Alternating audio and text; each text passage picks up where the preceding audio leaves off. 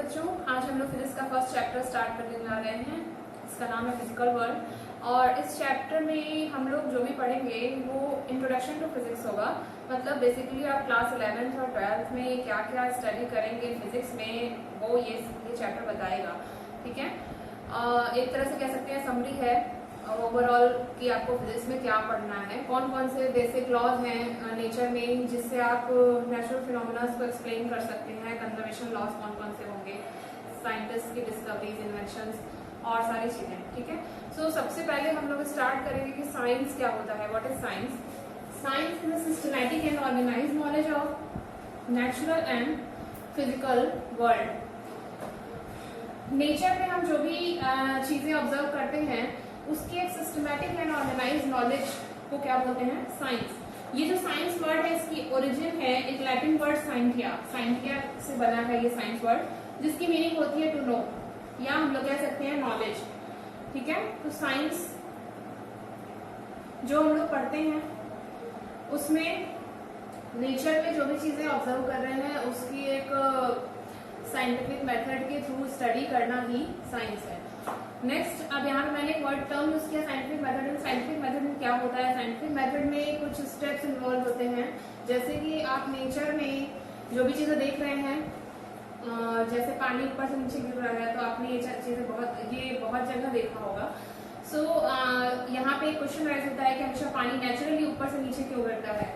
ठीक है, सो आप नेचर में चीजों को ऑब्जर्व करते हैं, उसके बाद आप क्या करते हैं कि उसको लैब में जाके एक्सपेरिमेंटली फाइंड आउट करते हैं कि क्या करने से ऐसा होता है। ठीक है, कौन कौन से फैक्टर्स इन्वॉल्व हैं जो उस चीज को अफेक्ट करते हैं, उस फिनोमिना में कौन कौन से फैक्टर्स होते हैं, या आप पढ़ेंगे फिजिक्स में फिजिकल क्वांटिटीज जो अफेक्ट करती हैं।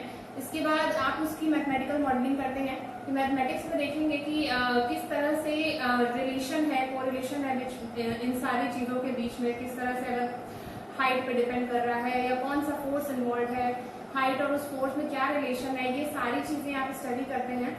उसके बाद आपने जो हाइपोथेसिस कंस्ट्रक्ट की स्टार्टिंग में किसी नेचुरल फिनोमेना को देख के, सो उसके बेसिस पे आप बताते हैं, लास्ट में ये प्रेडिक्ट करते हैं कि चीजें जो हमने सोची थी वो सही है या नहीं। ठीक है, मतलब वेरीफाई करते हैं उसको। सो कुछ स्टेप्स इन्वॉल्व हैं, उसको देखते हैं कैसे क्या है। सो साइंटिफिक मेथड में 6 स्टेप्स होते हैं। पहला स्टेप है सिस्टमैटिक ऑब्जर्वेशन।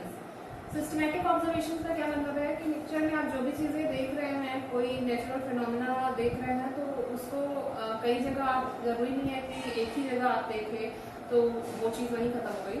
आपने उसको कई जगह देखा तो आपने ऑब्जर्व किया, आपके मन में सवाल उठा कि ऐसा क्यों हो रहा है। सो सिस्टमैटिक ऑब्जर्वेशन में ये चीजें आती हैं कि आप चीजों को ऑब्जर्व करते हैं नेचर में क्या हो रहा है। Next is controlled experiments.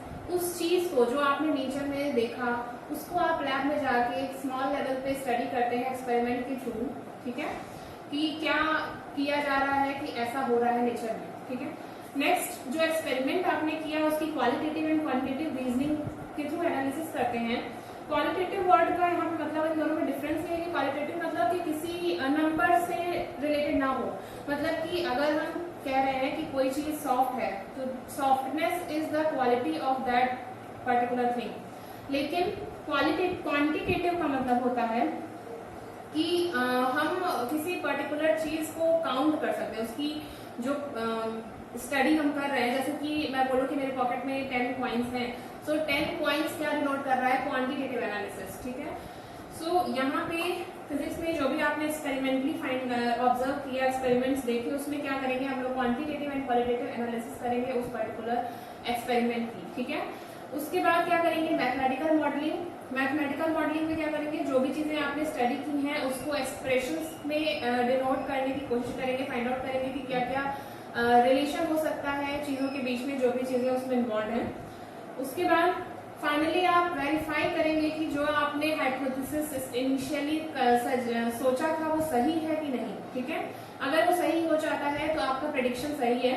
उसके बाद अगर वो गलत हो जाता है, फॉल्सिफाई हो जाता है, जो थ्योरी आपने सोची थी कि इस रीजन से ऐसा हो रहा होगा, सो फॉल्सिफाई होने के बाद आप न्यू थ्योरी डेवलप करेंगे, न्यू हाइपोथेसिस बनाएंगे, फिर से ये प्रोसेस फॉलो करेंगे जब तक कि वो चीज वेरीफाई नहीं हो जाती। ठीक है, जैसे कि इनिशियली ये कंसिडर किया गया था, किसी साइंटिस्ट ने बोला था कि earth is at the centre and all other planets are revolving around the earth, जिसे जियोसेंट्रिक थ्योरी बोलते हैं।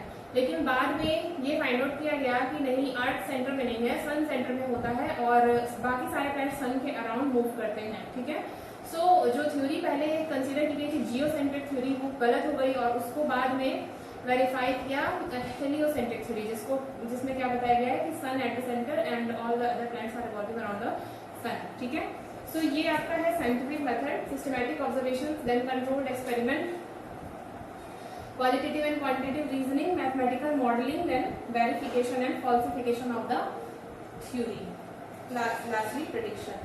ठीक है, नेक्स्ट इसमें साइंस में कितनी ब्रांचेस होती है? बेसिकली साइंस की 3 ब्रांचेस होती हैं, biological science, physical science and earth science. Biological science में आप लोग जो स्टडी करते हैं वो क्या लिविंग थिंग्स के बारे में पढ़ते हैं, फिजिकल साइंस में मैटर एंड एनर्जी की स्टडी करते हैं और अर्थ साइंस में अर्थ से रिलेटेड मतलब अर्थ से रिलेटेड चीजों की स्टडी करते हैं। इसके बाद जो फिजिक्स है, फिजिक्स आपका फिजिकल साइंस में आता है। ठीक है, सो फिजिक्स क्या होता है ये देख लेते हैं। Next, physics, what is physics? Physics is that branch of science that deals with the study of nature and natural phenomena. ये फिजिक्स क्या होता है? नेचर एंड नेचुरल फिनोमेना की जो हम स्टडी करते हैं वो फिजिक्स है। ठीक है, उसमें कौन कौन सी क्या एनर्जी इन्वॉल्व है, किस तरह के फोर्सेस लग रहे हैं। बेसिकली मैंने बताया जैसे कि फिजिकल साइंस के अंदर आता है फिजिक्स, तो फिजिकल साइंस में क्या क्या चीजें हम लोग स्टडी करते हैं, मैटर एंड एनर्जी के बारे में। ठीक है, सो फिजिक्स वर्ड की जो ओरिजिन है वो एक ग्रीक वर्ड फ्यूसिस से है और इस फ्यूसिस का मतलब होता है नेचर। ठीक, फिजिक्स के 2 प्रिंसिपल थ्रस्ट हैं, एक है 2 प्रिंसिपल थ्रस्ट ऑफ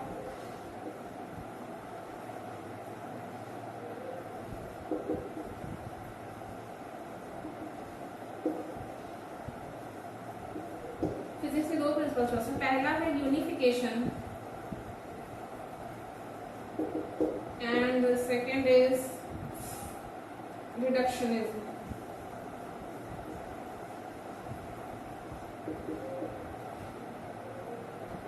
ठीक है, यूनिफिकेशन और रिडक्शनिज्म 2 प्रिंसिपल थ्रस्ट होते हैं फिजिक्स में। पहला यूनिफिकेशन का मतलब होता है कि आप नेचर पे बहुत सारी चीजें ऑब्जर्व करते हैं, जैसे कि मान लीजिए प्लैनेटरी मोशन या कोई ऑब्जेक्ट ऊपर से नीचे गिर रहा है। ठीक है, सो इन दोनों ही फिनोमिना के पीछे सेम लॉ है। ठीक है, जिसे आप न्यूटन्स लॉ ऑफ ग्रेविटेशन बोलते हैं।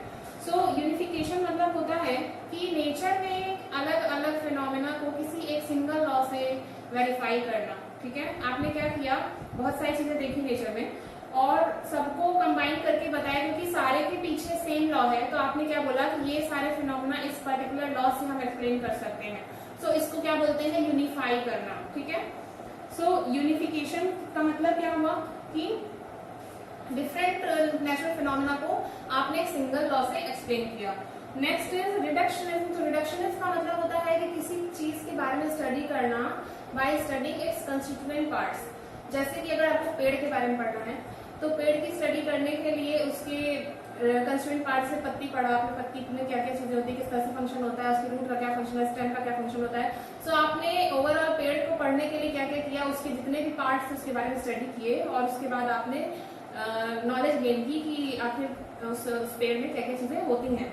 सो इसको रिडक्शनिज्म कहते हैं कि चीजों को पढ़ना, किसी चीज को पढ़ना उसके कंस्टिट्यूएंट पार्ट्स के बारे में स्टडी करके।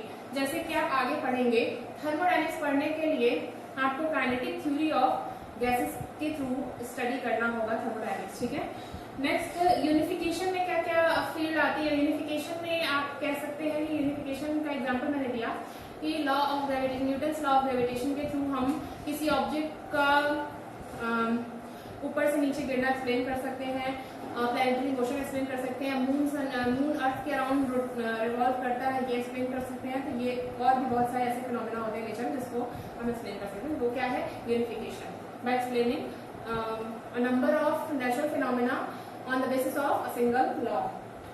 सो ये था फिजिक्स और इसके 2 प्रिंसिपल थ्रस्ट। इसके बाद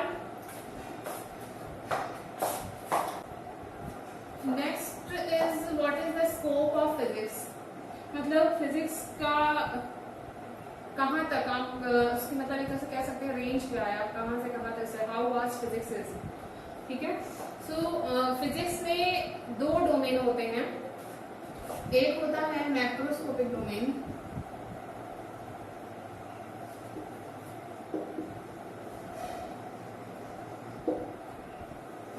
और दूसरा होता है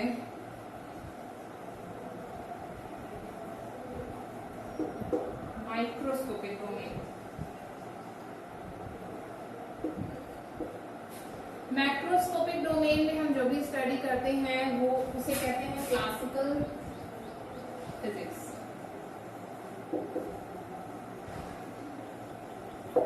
और माइक्रोस्कोपिक डोमेन में हम जो भी स्टडी करते हैं वो आता है मॉडर्न फिजिक्स में।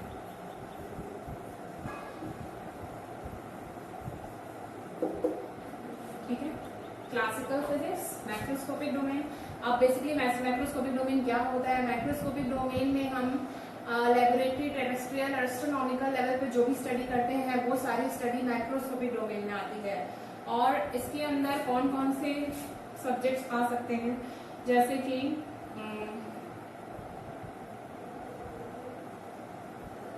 इलेक्ट्रो डायनेमिक्स, इलेक्ट्रोडायनेमिक्स है, थर्मोडायनेमिक्स,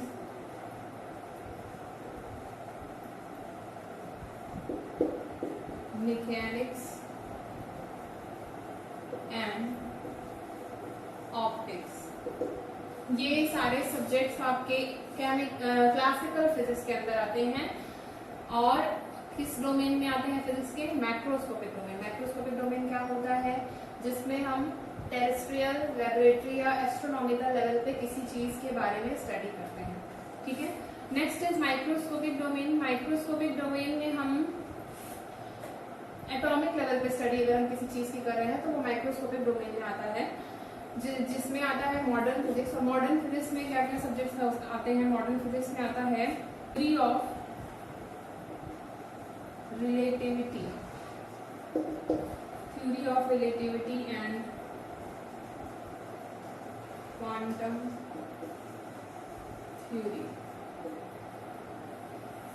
ठीक है, ये दो सब्जेक्ट्स आते हैं किसमें? मॉडर्न फिजिक्स में, theory of relativity and quantum theory. Microscopic domain में हम किस चीज के बारे में स्टडी करते हैं? माइक्रोस्कोपिक डोमेन में हम एटॉमिक एंड मॉलिक्यूलर लेवल पे किसी भी चीज की अगर स्टडी कर रहे हैं तो उसको क्या बोलते हैं? Microscopic domain. ठीक है, नेक्स्ट टॉपिक है आपका मेसोस्कोपिक डोमेन। एक और डोमेन होता है जो माइक्रोस्कोपिक एंड माइक्रोस्कोपिक के बीच में आता है। इसमें हम जो भी स्टडी करते हैं वो few tens and hundreds of atoms को लेके स्टडी करते हैं। ठीक है, नेक्स्ट इज स्कोप हो गया। Next technology, physics and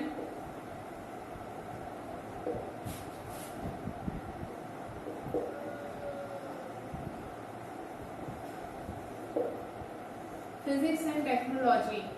daily life में आप लोग देखते हैं जो भी चीजें अपने आसपास, जैसे कि कंप्यूटर है, so computer, TV, refrigerator, generator या कोई भी मशीन है, सो ये सारी चीजें किससे रिलेटेड? टेक्नोलॉजी से। और किससे डेवलप हुई है? फिजिक्स की थ्योरी से डेवलप हुई है। फिजिक्स में किसी बेसिक थ्योरीज पे, जैसे कि आप कह सकते हैं रेफ्रिजरेटर जो है वो हीट पंप की थ्योरी पे से बनाया गया है। और इसी तरह से कंप्यूटर से टेक्नोलॉजी से बना है, सेमीकंडक्टर्स थ्योरी के बेसिस पे।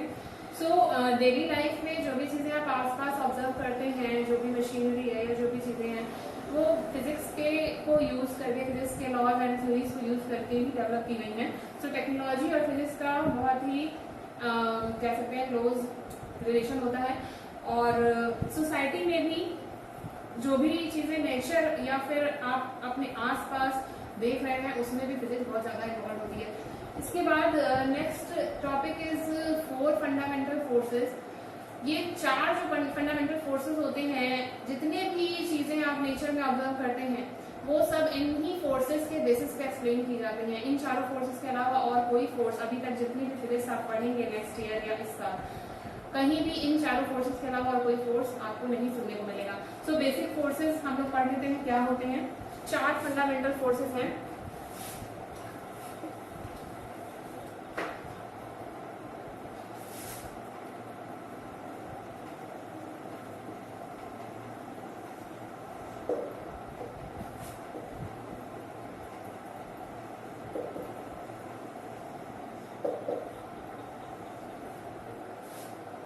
There are four fundamental forces in nature. On the basis of these forces, you can explain any of the natural phenomena. ठीक है, पहला फोर्स है ग्रेविटेशनल फोर्स, दूसरा है वीक न्यूक्लियर फोर्स, तीसरा है electromagnetic force and fourth one is strong nuclear force. Gravitational force वो force होता है जो दो मासेस के बीच में लगता है। ठीक है, कोई भी दो मास है उनके बीच में लगने वाला फोर्स ग्रेविटेशनल फोर्स होता है और इसका नेचर अट्रैक्टिव होता है, मतलब ये रिपल्सिव नहीं होता है कभी भी, हमेशा इसका नेचर अट्रैक्टिव ही होता है। ठीक है, ये फोर्स आपने क्लास 9 में भी पढ़ रखा होगा शायद।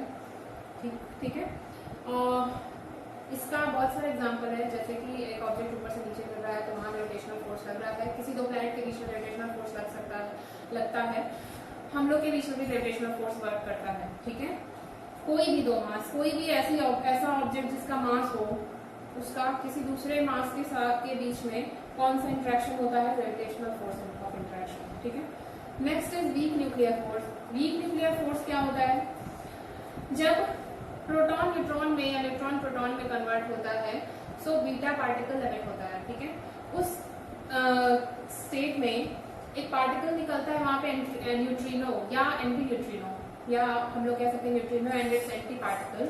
सो इनके बीच में जो फोर्स ऑफ इंटरेक्शन होता है उसे वीक न्यूक्लियर इंटरेक्शन कहते हैं। ठीक है, कब होता है, ड्यूरिंग बीटा डीके, जो न्यूट्रिनो या एंटी पार्टिकल वहां पे एमिट होते हैं उनके बीच में जो इंटरेक्शन होता है उसको बोलते हैं वीक न्यूक्लियर इंटरेक्शन। ठीक है, next is electromagnetic force. Electromagnetic force दो चार्जेस के बीच में लगता है, positive positive charge, negative negative, और पॉजिटिव नेगेटिव कैसे भी चार्जेस हो सकते हैं। इसका काम क्या होता है, ये एटम्स को एक साथ बाइंड करके रखता है, या आप कह सकते हैं कि it helps in the formation of chemical molecule. ठीक है, next is strong nuclear force. Strong nuclear force acts between any of the two nucleons in the nucleus.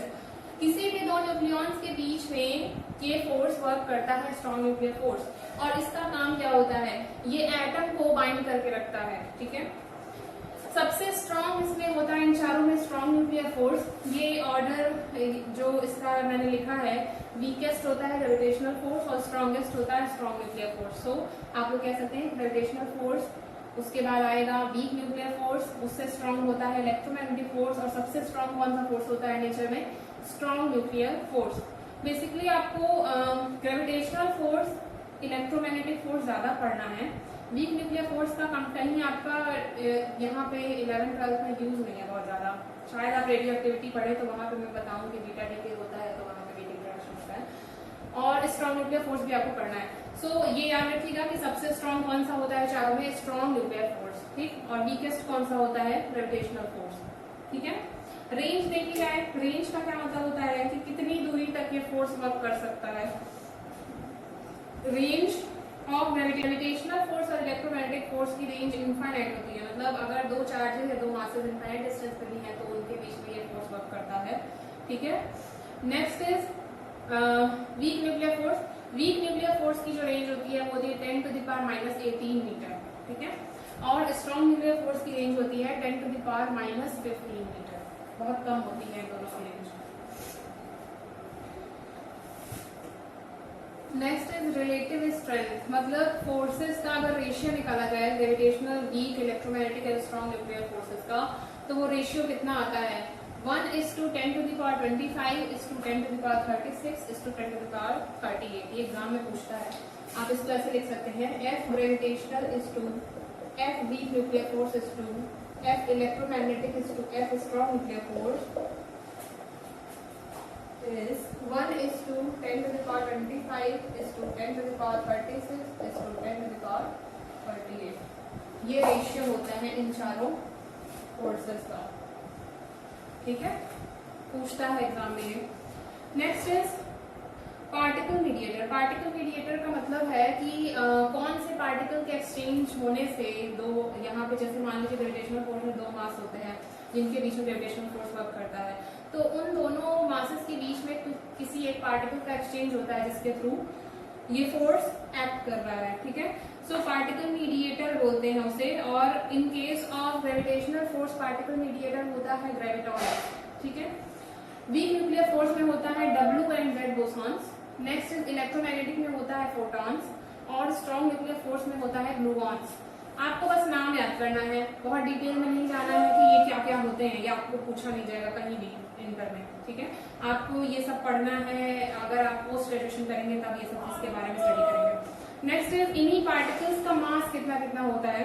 सो ग्रेविटॉन्स का मास, फोटॉन्स और ग्लूऑन्स, इन तीनों का मास 0 होता है। W एंड Z बोसॉन्स जो होते हैं ये अभी तक हैवीएस्ट नोन पार्टिकल्स में है, ठीक है। इनसे ज्यादा भारी हैवी कोई पार्टिकल अभी तक डिस्कवर नहीं किया गया, ठीक है। सो ये चारों फोर्सेस के बारे में था, आपको ये याद रखना है रेशियो क्या क्या होता है, इनके पार्टिकल मीडिएटर क्या होता है, ये फोर्सेस क्या होते हैं, ठीक है। इसके बाद 4 आपको कंजर्वेशन लॉज पढ़ने हैं। Next topic is conservation laws in nature. यहाँ पे आपको 4 कंजर्वेशन लॉज पढ़ने हैं, बेसिक 4 ही होते हैं। जितने भी आप नेचुरल फिनोमेना स्टडी करेंगे उनमें कहीं ना कहीं इन चारों में से कोई लॉ आता है, ठीक है, कोई लॉ कंजर्व होता है। कंजर्वेशन का मतलब होता है कि कोई चीज जो टाइम के साथ चेंज ना हो, ठीक है। Before and after event the value of that physical quantity remains constant. तो 4 लॉज हैं। पहला है conservation of energy, energy conservation. Next is law of conservation of linear momentum. Next is law of conservation of angular momentum and last is law of conservation of charge। 4 conservation laws आपको physics में पढ़ने हैं, 4 ही होते हैं nature में। सो पहला है law of conservation of energy.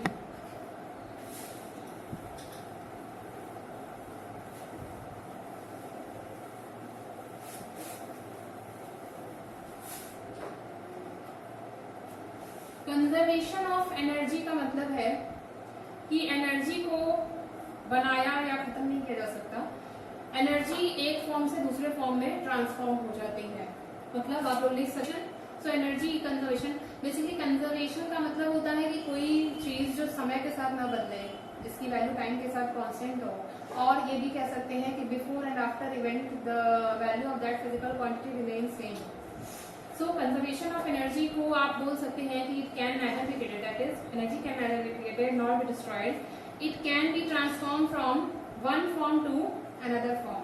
Energy को क्रिएट और डिस्ट्रॉय नहीं किया जा सकता है, एनर्जी एक फॉर्म से दूसरे फॉर्म में कन्वर्ट हो जाती है।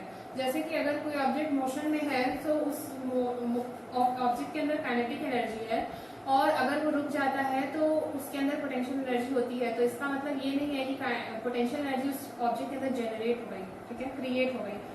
वही काइनेटिक एनर्जी जब वो मोशन में था और जब वो रुक गया तो काइनेटिक एनर्जी पोटेंशियल एनर्जी में कन्वर्ट हो जाती है, ठीक है। ऐसे ही बहुत तरह की एनर्जीज होती हैं, जैसे कि केमिकल एनर्जी, हीट एनर्जी, ठीक है, sound energy. So different kind of energies होती हैं जो एक में से दूसरे फॉर्म में कन्वर्ट हो जाती हैं। जैसे कि आप माचिस जलाते हैं जब, तो स्टिक को रब करने से क्या हो रहा है, मैकेनिकल वर्क कर रहे हैं आप उस स्टिक पे, उससे क्या जनरेट हो रही है, हीट एनर्जी जनरेट हो रही है, ठीक है। इसी तरह से बहुत सारी ट्रांसफॉर्मेशन एनर्जी की आप पढ़ेंगे आगे फिजिक्स में, जब वो टर्म आएगा तो बताऊंगी कहाँ पे कौन सी एनर्जी का ट्रांसफॉर्मेशन हो रहा है। नेक्स्ट लॉ इज, हाँ एक चीज और, कंजर्वेशन ऑफ एनर्जी का लॉ तो होता है, इसके अलावा एनर्जी मास में भी कन्वर्ट होती है। एनर्जी, आइंस्टीन थ्योरी क्या कहती है कि एनर्जी मास में कन्वर्ट हो सकती है और मास एनर्जी में कन्वर्ट हो सकता है, according to the formula E is equal to mc², ठीक है। ये डिफरेंट है इससे, ये कंजर्वेशन ऑफ एनर्जी नहीं है। यहाँ पे एक अलग चीज बताता है कि energy can be converted into mass and mass can be converted into energy, ठीक है। सो इसको आपने शायद पढ़ रखा होगा, इज इक्वल टू mc², इसको बोलते हैं मास एनर्जी इक्विवेलेंस, मास और एनर्जी इक्विवेलेंट होते हैं। Next law is conservation of linear momentum. Law of conservation of linear momentum, आप लोग ने लीनियर मोमेंटम पढ़ रखा है। लीनियर मोमेंटम क्या होता है, अगर कोई ऑब्जेक्ट मोशन में है, ठीक है, सो उस ऑब्जेक्ट का मास और उसकी वेलोसिटी का जो प्रोडक्ट होता है उसी को लीनियर मोमेंटम कहते हैं, और इसे P से डिनोट करते हैं, m into v, ठीक है। For a moving object the product of mass and its velocity is known as its linear momentum. Generally आपने इसको लीनियर मोमेंटम नहीं मोमेंटम के नाम से पढ़ा होगा। क्योंकि अभी तक आपने 9th में जो भी चीजें पढ़ी हैं वो मोशन स्ट्रेट लाइन ही पढ़ा है। तो स्ट्रेट लाइन में जब भी कोई ऑब्जेक्ट मूव करता है या पॉइंट मास ऑब्जेक्ट के लिए जो मोमेंटम हम वहां पे कंसीडर करते हैं वो लीनियर मोमेंटम ही होता है। ठीक है, सो कंजर्वेशन ऑफ लीनियर मोमेंटम ये कहता है कि अगर किसी ऑब्जेक्ट पे एक्सटर्नल फोर्स 0 है, ठीक है, किसी ऑब्जेक्ट पे अगर एक्सटर्नल फोर्स 0 है, नेट एक्सटर्नल फोर्स, सो उस ऑब्जेक्ट का लीनियर मोमेंटम कांस्टेंट होगा या कंजर्व होगा। इसको कैसे हम लोग प्रूव कर सकते हैं? According to Newton second law, the force applied on the object is equal to rate of change of linear momentum. ये आपको शायद ये टर्म याद आ रहा होगा, इसको बोलते हैं derivative of linear momentum, first derivative. ठीक है, with respect to time, time के रिस्पेक्ट में लीनियर मोमेंटम का फर्स्ट डेरिवेटिव है ये dt बाई dt। सो यहाँ से कैसे प्रूव करेंगे? अब मैंने क्या बोला, लीनियर मोमेंटम कंजर्वेशन का मतलब है कि if f external acting on the object is equal to 0, in that case p will remain constant। कुछ नहीं करना है, यहाँ पे dt by dt जो हम लोग लिखेंगे ये 0 हो जाएगा। सो जब इसको इंटीग्रेट करेंगे तो आपको पता है कि 0 का इंटीग्रेशन ऑफ कांस्टेंट क्वांटिटी होती है। ठीक है, तो इंटीग्रेट करने पे क्या मिलेगा हमें? p is equal to constant. अब ये अगर आपको नहीं समझ में आ रहा है तो आप डिफरेंशिएशन वाला टॉपिक जाके फिर से पढ़ो। ठीक है, dp को जब इंटीग्रेट, dt तो यहाँ 0 हो जाएगा, dp को जब इंटीग्रेट करेंगे तो 1 का integration with respect to p होगा और 0 का इंटीग्रेशन कांस्टेंट होगा। ठीक है, ये बहुत ज्यादा आपको यूज होगा, हर जगह ये चीज आएगी कि इंटीग्रेट करने पे यहाँ पे 0 है तो ये वैल्यू कांस्टेंट हो जाती है। ठीक है, सो न्यूटन सेकंड लॉ से आप कह सकते हैं कि अगर एक्सटर्नल फोर्स ऑब्जेक्ट पे 0 है सो उसका लीनियर मोमेंटम कंजर्व होता है। ठीक है, एक लाइन में अगर आपको एक्सप्लेन करना हो तो क्या बोलेंगे? If external force acting on any object is equal to 0, if net external force acting on any object is equal to 0, in that case the linear momentum of the object will remain conserved. This is the law of conservation of linear momentum. ठीक है, next law is the law of conservation of angular momentum. Angular momentum conservation क्या होता है? जैसे आपने अभी linear momentum पढ़ा, तो मैंने बोला लीनियर मोमेंटम हम लोग डिफाइन करते हैं किसी पॉइंट मास ऑब्जेक्ट के लिए या किसी पार्टिकल के लिए, सिंगल पार्टिकल हमने कंसीडर किया है, उसके लिए हम लोग लीनियर मोमेंटम डिफाइन करते हैं, फोर्स डिफाइन करते हैं, उस पर्टिकुलर पार्टिकल पे कितना फोर्स लग रहा है, उसका लीनियर मोमेंटम क्या है, उसका एक्सेलरेशन क्या है, ठीक है, उसकी वेलोसिटी क्या है, ये सारी चीजें आपने पढ़ी हैं। एंगुलर मोमेंटम कब आता है? एंगुलर मोमेंटम तब हम डिफाइन करते हैं जब सिंगल पार्टिकल ना होके कई सारे पार्टिकल्स एक साथ रोटेशन कर रहे हो। ठीक है, जब भी सिस्टम ऑफ पार्टिकल्स की बात होगी तो वहां पे हम लोग क्या स्टडी करते हैं? एंगुलर मोमेंटम, लीनियर मोमेंटम नहीं स्टडी करते हैं। सो इसका एग्जांपल है जैसे कि टॉप लट्टू घूमता है, तो लट्टू आपने देखा है अपनी एक्सिस के चारों तरफ इस तरह से रोटेट करता है। ठीक है, सो यहाँ पे हम लोग क्या कंसीडर करते हैं कि ये एक ऑब्जेक्ट नहीं है, इसमें कई सारे पार्टिकल्स हैं और ये सारे पार्टिकल किसी पर्टिकुलर एक्सिस के चारों तरफ घूम रहे हैं। ठीक है, उसी ऑब्जेक्ट को हम लोग क्या मान लेते हैं कि that object is composed of a number of particles. ठीक है, which is called system of particles. So ऐसी कंडीशन में जो भी हम लोग स्टडी करेंगे पार्टिकल्स का, सारे पार्टिकल्स का कंबाइंड मोमेंटम वो क्या होगा? Angular momentum. ठीक है, यहाँ पे इस ऑब्जेक्ट के ऊपर जो फोर्स लग रहा है उस फोर्स को कैसे डिफाइन करेंगे? किसी चीज को अगर हमें घुमाना है, ठीक है, रोटेट करना है, तो हम एक फोर्स, सिंगल फोर्स लगा के ऑब्जेक्ट को रोटेट नहीं कर सकते। ठीक है, हमको दो फोर्स चाहिए of equal magnitude having opposite direction. ठीक है, जैसे कि अगर इसको मुझे रोटेट करना है, सो एक फोर्स मैं इस एंड पे लगाऊंगी इस डायरेक्शन में और दूसरा इस एंड पे लगेगा अपोजिट डायरेक्शन में। अगर दोनों फोर्सेस इक्वल एंड अपोजिट होंगे तभी ये ऑब्जेक्ट रोटेट करेगा। ठीक है, किसी भी चीज को देख सकते हैं, जैसे कि दरवाजा खोलने और बंद करने में भी कपल ऑफ फोर्स लगता है। ठीक है, दरवाजा कैसे खोलते हैं आप लोग? अगर आप खींच रहे हैं, एक एज से पकड़ के दरवाजे को खींच रहे हैं जहाँ हैंडल लगा होता है, तो आप अपनी तरफ फोर्स लगा रहे हैं, लेकिन दरवाजा जहाँ पे जुड़ा हुआ है फ्रेम से, ठीक है, हिंज जहाँ होता है दरवाजे का, वहां से अगर फिक्स ना हो तो आप दरवाजे को रोटेट नहीं कर सकते। ठीक है, तो आप अगर इस डायरेक्शन में फोर्स लगा रहे हैं हैंडल पकड़ के, तो वो हिंज किस डायरेक्शन में फोर्स लगा रहा है? अपोजिट डायरेक्शन में। ठीक है, तभी वो दरवाजा रोटेट, कोई भी ऑब्जेक्ट अगर रोटेट कर रहा है तो वहां पे कपल ऑफ फोर्स लगता है having equal magnitude and opposite direction. So ये जो कपल ऑफ फोर्स है इसको बोलते हैं टॉर्क।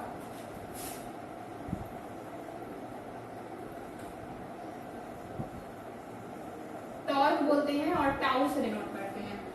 टॉर्क हम कब पढ़ेंगे, जब कोई ऑब्जेक्ट रोटेट कर रहा होगा, ठीक है। रोटेशन के लिए टॉर्क जरूरी है, जैसे किसी ऑब्जेक्ट के मोशन के लिए फोर्स जरूरी है, वैसे ही किसी ऑब्जेक्ट को रोटेट करने के लिए टॉर्क जरूरी है। और टॉर्क क्या होता है, दो फोर्सेस का कपल ऑफ फोर्सेस होते हैं जिनका मैग्नीट्यूड सेम हो बट डायरेक्शन अपोजिट हो, ठीक है।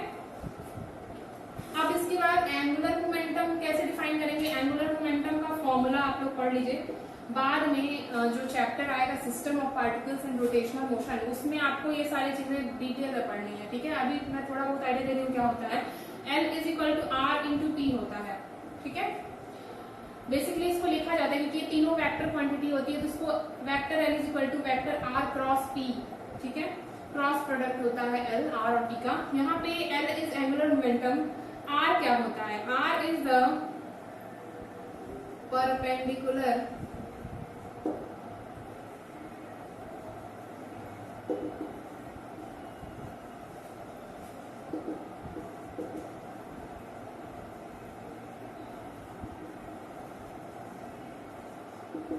R is the perpendicular distance of the particle from axis of rotation, ठीक है। P क्या है, P लीनियर मोमेंटम है। सो उस पार्टिकल का लीनियर मोमेंटम है, जैसे कि यहाँ पे अगर किसी एक पार्टिकल को आप कंसीडर कर लें, स्टॉक में ये वाला पार्टिकल है, ठीक है। तो इसकी जो इस एक्सिस ऑफ रोटेशन, इस एक्सिस के अबाउट में ये लट्टू घूम रहा है, तो इस एक्सिस ऑफ रोटेशन से जो डिस्टेंस होगी परपेंडिकुलर डिस्टेंस, उसी को R बोलते हैं उस पार्टिकल के लिए। P क्या हो गया, इसी पार्टिकल का लीनियर मोमेंटम, ठीक है। इन दोनों का जो प्रोडक्ट होता है उसको बोलते हैं एंगुलर मोमेंटम, ठीक है। सो अगर हमको law of conservation of angular momentum define करना है, तो जैसे हमने law of conservation of linear momentum define किया है वैसे इसको भी करेंगे।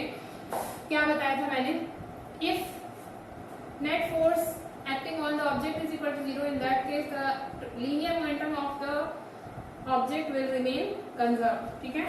सो यहाँ पे फोर्स ना होके क्या होता है, टॉर्क होता है रोटेशनल मोशन में, और लीनियर मोमेंटम की जगह क्या होता है, एंगुलर मोमेंटम होता है। इसको भी आप न्यूटन सेकंड लॉ से एक्सप्लेन कर सकते हैं। यहाँ पे रिलेशन होता है टाउ और एल के बीच में, tau is equal to D L by D T, जैसा रिलेशन आपने न्यूटन सेकंड लॉ में लीनियर मोमेंटम और फोर्स के बीच में पढ़ा है, सेम रिलेशन टॉर्क और एंगुलर मोमेंटम के बीच में भी होता है। सो यहाँ पे हम क्या डिफाइन करते हैं, if external torque acting on the object is equal to 0, अगर ये वैल्यू 0 हो जाएगी तो L क्या होगा, L विल बी कंजर्व, ठीक है। सो कैसे इसको आप एक्सप्लेन एक लाइन में कैसे बोलेंगे, if net torque acting on the object is equal to 0, in that case the angular momentum of the system will remain conserved, ठीक है। This is the law of conservation of angular momentum. Next law is law of conservation of charge. Conservation of charge, जैसे आपने conservation of energy explain किया, वैसे ही conservation of charge भी होता है। Charge को क्रिएट और डिस्ट्रॉय नहीं किया जा सकता है, चार्ज एक बॉडी से दूसरी बॉडी में ट्रांसफर होता है, ठीक है। जैसे कि अगर कोई बॉडी में यहाँ पे शो करूं, इस पे 4 पॉजिटिव चार्जेस हैं, ठीक है। सो ये जो चार्जेस हैं प्लस चार्ज, ये इसमें जनरेट नहीं हुए, ये या तो किसी दूसरी बॉडी से आए होंगे, ठीक है, बाय इंडक्शन और बाय एनी मींस, किसी भी तरह से आए हो, लेकिन ये इस बॉडी में जनरेट नहीं हुए हैं, ये ट्रांसफर होकर किसी बॉडी से आए होंगे, ठीक है।